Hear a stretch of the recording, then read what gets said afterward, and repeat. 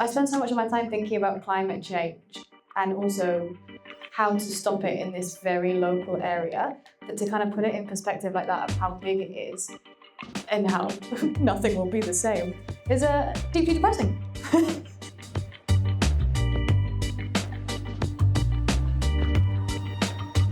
What do you think is the most unique project you've seen around sport and climate and sustainability? Unique's a good question. I think some of those ones that came out of Move for the Planet were really cool in that they were so like local community focused and had that kind of benefit of like educating people from some kind of disadvantage, because that was their sort of remit as a sport for good organisation. Like, so that, the one that I was really struck by, like particularly the one in Mexico where they collected the waste plastic and created a football pitch for local people to play on. And the organisation Earth in Greece, the project they did with the refugees in that camp, kind of teaching them to grow their own food and then building a football pitch that they could play on. It's part of that kind of tying sustainability to sport and telling that story and showing the co-benefits of acting sustainably that I think is really inspiring. And then I think in the elite game, I think what Sophie Younger-Pedersen did with the campaign around with other elite female footballers in terms of offsetting their carbon for travelling to Australia and New Zealand, but also a lot of the kind of campaigning and awareness they did of like calling FIFA to end these sponsorships. I think that's really inspiring, because that's what we want. The really transformational stuff is footballers using their platform to kind of campaign and shape values, because people with the most power in football are ultimately the players, because they're the ones who turn up and do it on the pitch. There's a quote that I really like that you've made me think of there, which is "There's no apolitical sport," which is by a guy called Ernest Bloch. I don't know if I'm saying Bloch right. Bloch. I don't know. But when I was thinking about this and coming up with questions for you and thinking about it, I couldn't get money out of my head, obviously. Football is expensive and football is such a moneymaker and football players are paid so much. So I found out that the average football player in the Premier League makes £80,000 a week. That's a lot of money. And something that we come up against a lot in sustainability projects or community projects is always money and how to fund it. What do you think would be a way to bring even just like a week's wages? I did some maths that if we got 11 players from each team in the Premier League to donate a week's wages to something, you would get £17,600,000. That's a lot of money for a week. What if you had that money? What campaign would you do? What would you put into place in football in sort of a long-term effect with the money from 1 week's wages of Premier League players? Oh, that's a great question. I've never even considered it, because having that much money would be a sort of dream. Well, firstly, on the question of money, I think so. Common Goal that I mentioned that we worked with on a couple of those projects. So they are an organisation that was set up by a couple of guys, including Juan Mata, who used to play for Man United and Chelsea and the Spanish national team. And the premise of Common Goal is essentially footballers sign up and pledge to donate 1% of their salary to charitable causes. And then Common Goal then kind of build this community of charities and non-profits, and they present a player when they sign up with a brochure and kind of say, what do you care about? Is it women's education in the country where you're from? Is it kind of natural disasters? Is it climate change? Is it providing opportunities for youth in your community? And the player kind of says what they're interested in, where they would like the money to go to. And so Football for Future are part of that. So we've managed to get a little bit of funding from that, and that's helped us to do some of that stuff, which is great. That has funded the Common Goal Champions community. And the idea as well is that we educate those players and help them care about it, and hopefully they talk to their teammates, encourage them to sign up. Because even 1% of a footballer's salary is can be a lot of money to small charities. In terms of what I would do with 17-18 million pounds, I would take a massive pay rise. I think it's really difficult to choose actually between are sort of putting a lot of money into a very flashy kind of communications campaign, and trying to get like a really big name player and doing like a really sort of doing a lot of PR and having a really visible sort of really viewed campaign around. I would do it around sponsorship in football, or consolidating tournaments. And by that, I mean not having ludicrous situations where within the same tournament you're flying kind of cross-continentally. I mean, North America is one thing. There's also the World Cup after that is like Uruguay, Morocco, Spain, Portugal, like absurd. So I would either do a campaign around that or use that money for to kind of develop a sort of organizational transformation toolkit, I guess, and provide that more operational support to clubs and players. But tricky question. I don't know what I'd do with that sort of money. It's okay. I also don't know what I would do with that sort of money. I just was so taken aback by the figure that I came up with that I thought it would be interesting to talk about. What you mentioned about the carbon emissions of the World Cup is another deeply depressing statistic. That's mad.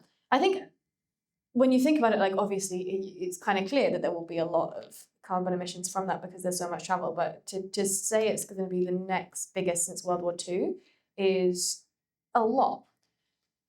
Is there, well, I guess I know the answer to this in my mind, but go on. Is there any point trying to persuade smaller grassroots people to do things, or like fans, when the entire system of football seems to be set up to almost create the most carbon possible? Yeah, I think there definitely is, because I think for a few reasons. I think firstly, for example, as myself, who when you're kind of interested in climate, it can become quite despairing sometimes because you think, what's the point? What difference am I going to make? Because the problems are kind of much larger than we can affect on our own. Firstly, I think there's an element of kind of example setting, and you always need sort of pioneers and people who are the kind of early adopters of sustainable behaviours. I'm gonna refer back to the event I was at this morning. Actually, there was someone who is an NHS consultant and he's sort of big into climate change, and he worked a lot on the COVID epidemic and pandemic. And he said you kind of got to. He said view it as if, with all the kind of exponential growth stuff that we learned so much about in COVID, where if you can affect the 7 people around you, that only needs to happen, I think he said 13 times until you've reached 12 billion people or something. So us affecting the people immediately around us, and if they pass that on, that can sort of add up to have really transformational effects. That's how societal change happens, right? You kind of get the early movers, you get the people who kind of adopt stuff or are kind of seen as the sort of extreme, and then gradually it kind of shifts societal attitudes until we reach those tipping points and change happens. I think there's also the element of, if football is a kind of money-making exercise to some degree, and people could still vote with their feet. So, like, FIFA needs people to pay to go to tournaments. FIFA needs to play it. So there's an element of you can sort of set the attitudes that the organisation has to try and meet. But it is very difficult to kind of keep up that motivation when you kind of look at such an inherently unsustainable sport. But there's definitely value in kind of taking those actions yourself, and it takes a lot of small steps from a lot of people to change those attitudes on a more global scale. But that has to kind of start somewhere, and we have to kind of start that ball rolling until it reaches the point where it does change the system. Yeah, yeah, I agree. I think. The other thing I was thinking about a lot is the power of football in emotion building and community creation. Because most of the people in this room either like live or work in this area, and you've got quite a clear set of community. Your community is the area you're in. Your community is your neighbours. Your community is all of these very clear, defined structures. Football creates an imagined community. It creates an idea where, even though you may not know a person, you are part of that shared collective with them. and you're watching the same football match, but you could be in completely different houses, you could be on different continents, but you're having that same experience and the same emotion through it. What do you think is the best way to channel that emotion into practical change making? Yeah, I think I think it's a good point in that imagined community is something that's really powerful and something that we need for climate action. In that, for particularly as we sort of live our lives in the Western world, in the developed world, we need to have that kind of more, that idea that we can have kind of shared experience and, I guess, solidarity with people who are in different situations than our own. And I think that kind of the sort of practice of feeling that through football, through kind of bonding with these people who you have very little else in common with, I think is a good thing for sort of society overall. In terms of like translating that into action, it's about what I talked about in terms of shifting attitudes. I think in that you can change. You can use that positive energy because people deeply love their football clubs. Like people, particularly, I mean, I say particularly kids, but there's everyone cares about their football club. But particularly kids, when you think about how, I don't know, I think probably like between the ages of like 8 and 14, it's probably the prime age for just being completely obsessed and nothing else matters apart from football. And actually, there was a quote from a workshop that I think Elliot did with some young people in London, and he kind of said, "Well, I think geography is pretty lame." I was very affronted by that. I did geography at university, so he was like, "Oh, well, I think geography is pretty boring. I don't really like my geography teacher." But he's like, "But if Mason Mount, who was at Chelsea at the time, says something about climate change, then I think I'd listen and I'd do something about it." And I think that just if a sort of 12-year-old is kind of willing to actually say that out loud and be like, basically, if my favourite football player talks about this, it becomes cool in my mind, and it's not something that the nerds at the back of geography are talking about. It's something that everyone should care about, and it's cool. So I think that even just that changing attitudes at quite an early age is something really powerful. Yeah, and the power of, I guess, celebrity and influence to impact people. And I guess these players who, kind of what you were saying, you described it as a meritocracy football where you can be talented and find your way up. And I was thinking about that because I'd, in my notes, been like, football is maybe the most capitalist thing you can get, because you can, it's like the American dream, right? Like you can start from nothing and build yourself up and suddenly be this multimillionaire and get 80 grand a week. Like, that's pretty capitalist. So I liked your framing of that as meritocratic instead of the others. It's amazing that Hector Bellerin does so much interesting work. But why is it only him, I guess? Where are the other big footballers who care, and how can we make them care? Yeah, so I think that's the key thing, and particularly from the men's game, there's so much money in top level football. When you have that much money, there's always like vested interests. And I mentioned it a bit when I was talking about Alexia Rojas and about how a lot of agents might be like, focus on your football, don't get involved in this stuff. You don't want to be sort of getting press coverage or distracting yourself. You go to sleep, you wake up, you train, you eat, you go to sleep, and you do that until you get your pro contract, or you get your new contract. You break into the team, you break into the national team. You do that again and again and again, and then you retire at 35, and you can do whatever you like. That's probably what most agents would like their players to do. So I think there's probably pressure from agents. It is so hyper competitive that you think any distraction is going to put me 1% less than all the other people that are vying for the same position, and then that's enough for me to lose out. I think it's interesting to consider the difference between the men's and the women's game, and the fact that so many more of the kind of outspoken people on climate have come from the women's game. I think there's a couple of different reasons for that. So one thing Sophie Younger-Pedersen says is that the women's players have a bit more of an activist mindset, because where women's football has come from, they've had to kind of campaign for the right to even play and be respected in their field. So they're used to having to campaign for stuff and to have to make their voice heard in a way that any modern men's player has just simply not had to do. So I think that's part of it. I think part of it is there's less there is less money in the women's game, so you get less vested interest and there's less attention from sponsors or pressure not to speak out of turn. I think women's players are on average more educated because they spend longer in the education system, as opposed to a Premier League footballer probably knows whether they're in the running to be a Premier League footballer from the age of 8, because that you join an academy at age 8, you go through the age groups. At 14, 15, they kind of get their scholarship contract, and at that point they're like, well, I'm a footballer, nothing else matters. Some women's players are in education longer and don't necessarily.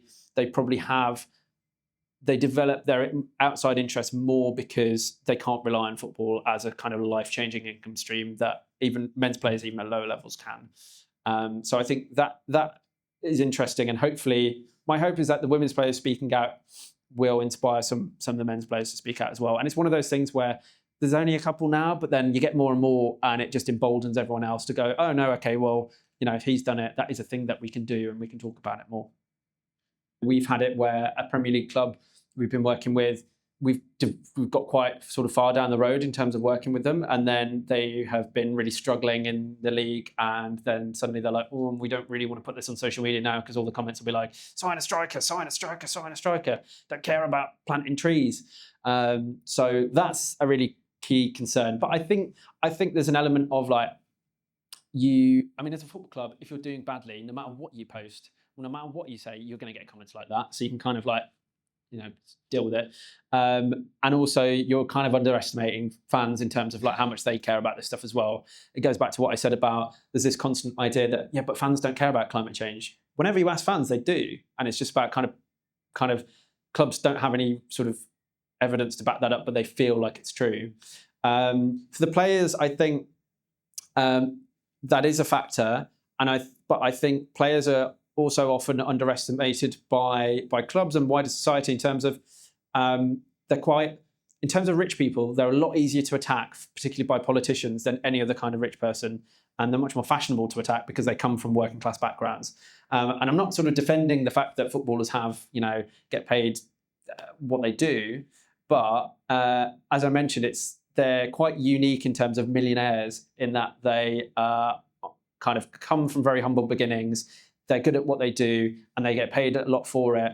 And they probably don't spend it all on kind of buying newspapers or trying to influence political opinions. They kind of spend it on fast cars and a nice house. And I don't know if you remember in the sort of early COVID period, there was a bit of kind of flack that Premier League players got from the Boris Johnson government, kind of being like, well, footballers should do a bit more. They should give more money to nurses in the NHS, whatever. And it's like, you government, you pay the nurses more.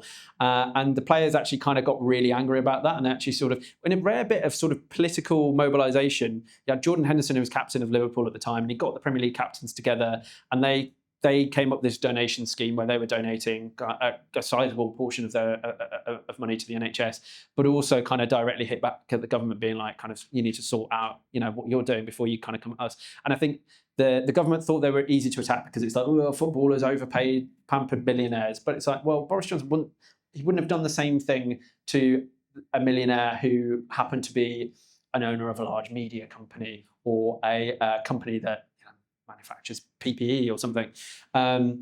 So they're quite a fashionable target. And actually, I think my hope is that players kind of become a bit more resistant to that and stick up for themselves as they did in 2020. I think one of the challenges, is what I mentioned in terms of that they feel it's something they can do when the team is doing well, but if the team's not doing well, it's something they're afraid to do because of they think they'll get backlash from fans. I think that's a tricky thing that actually I'm pleased that Wolves have kind of moved past a bit, in that when we did the sort of development of the one pack, one planet commitments, and then as part of that, they've been sort of reporting on it periodically, and they haven't shied away from that, even when we've been doing pretty terribly, which has become a very regular occurrence. And so it's about kind of giving clubs that evidence of surveying, because before that project, at the start of the project, we did a survey with fans through the Supporters Trust, saying, do you care about climate change? Do you think your club should be doing more? And like every time we've done that, the answer was overwhelmingly yes.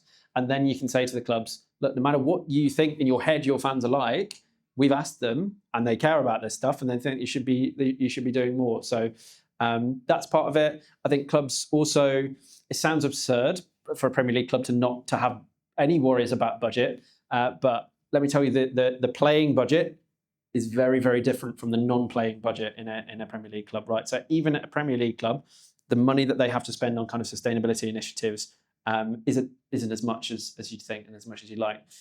So that's an issue. And I think historically, like any organization, there's been a bit of disagreement of where like responsibility for sustainability should be. Should it be like the facilities manager or like director of operations or something? When really you need someone who kind of knows their stuff. And so, which is why it's good to see that now more of them have a like full-time sustainability manager. There was also historically a bit of a kind of disagreement between basically the clubs. Like clubs would be like, well, that should come from the league. It should be the Premier League who do, and then the Premier League go, well, we're not in control of what clubs do to their own stadiums or say to their players. It should be the clubs. So there was a bit of back and forth, and now they've realised it actually needs to be kind of from both. And then finally, I'd say even if you get like really good working relationships with people within clubs on the operational side, so it is still very, very, very tricky to reach the senior players. Players are very protected, and when you do work with a player, it goes through a number of people. Like you very rarely interact with them one-on-one. Like Alexis, for example, he's one of the few players that personally I've kind of had any sort of one-to-one interaction with from the men's game. A lot of it will be through sort of agents and intermediaries because they are sort of kept within their bubble. So those are the difficulties. But that's again why kind of being sort of gaining that experience in the football sector is so important, and sort of being sort of football experts, because you kind of you get an awareness for how to sort of navigate those conversations and get a positive outcome from interactions with those clubs. In terms of like the one thing that you can do that's I think specifically relating to football and climate change is to do with that thing I said about sort of what clubs think of their fans. So the one thing that we always try and encourage people to do is have a look on their club website. Is there anything specifically about climate change and sustainability on there? If not, write to them and say, what are you doing about sustainability? What's your plan? Who can I talk to chat a bit more about it? There might be a kind of group, a fans group, or like a supporters trust you can direct this through. So the reason the Wolves project came about for us was it wasn't me as a Wolves fan being at Football for Future just sort of pestering them. It was actually because the supporters trust for Wolves fans, it got raised in a meeting and it got voted through as like a motion to be like, we're going to ask the club at the next fans parliament what they're doing about sustainability, and because we care about it as representatives of the fan base. And then they raised that and the club went, oh, hang on, our fans care about this stuff. We need to be doing something because they've raised it and it's clearly an important issue. So to get that ball rolling, find out what your club's doing, ask them what they're doing on sustainability, and could they be doing any more. With sustainable travel, it's one of the things that I always think is like a lot of the things in the climate movement where you can get sustainability wins by focusing on issues that are important to people, for issues that for ways that aren't necessarily climate related, like getting stranded in the other side of the country because you've missed the last train, or having to drive, and so you want to have a few pints with your mates, but you can't because you've got to drive to this away day because the trains aren't running because it's a Sunday 4 p.m. half 4 kickoff, whatever. That is deeply annoying for very much non-environmental reasons, right? So there's stuff we can do around there in terms of kind of saying that this matters to people, not even if they don't care about climate and sustainability.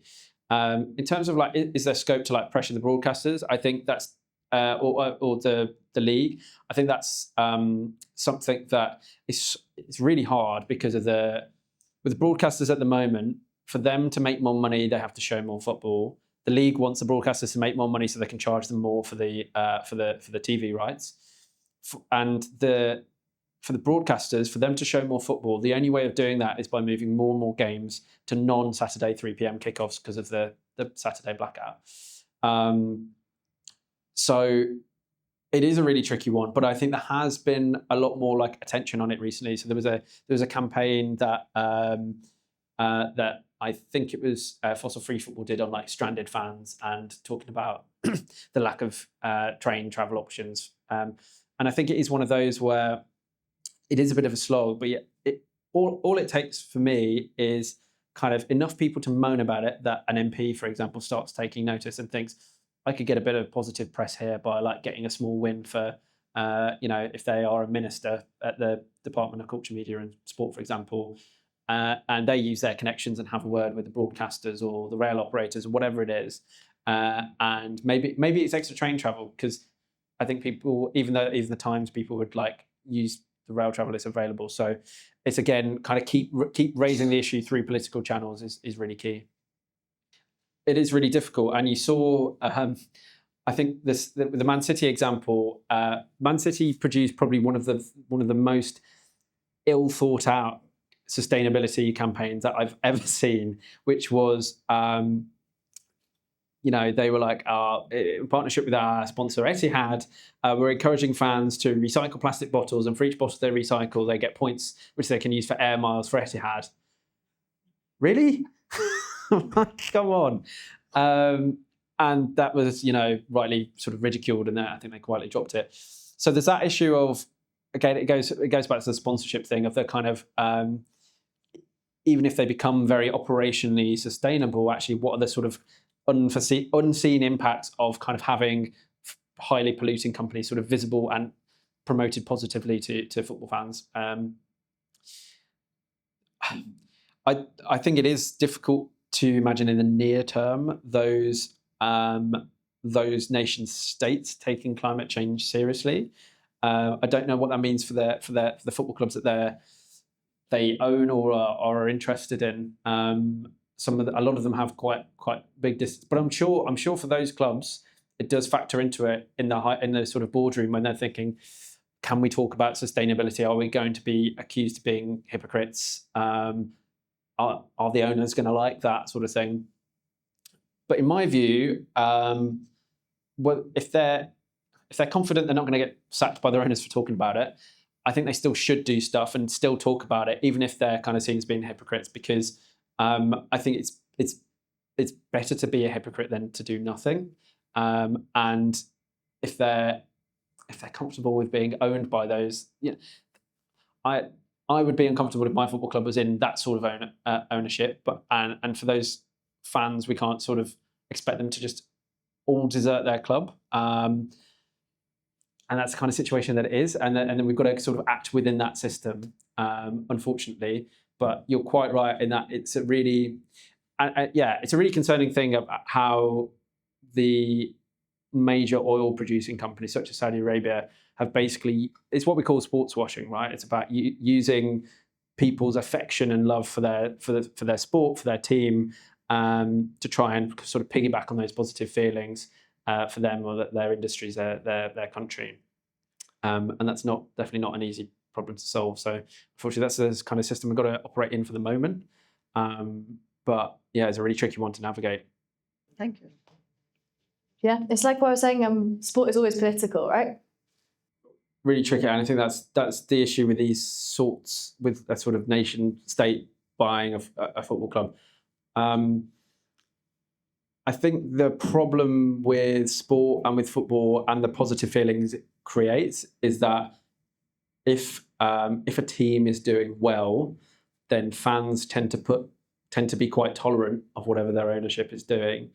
And actually, I think it's about not just for climate, but for kind of the other issues, like the example that you gave there is about we would be in a better position if football fans were willing to, protest or take action against ownership, even when their team was still winning and still being successful.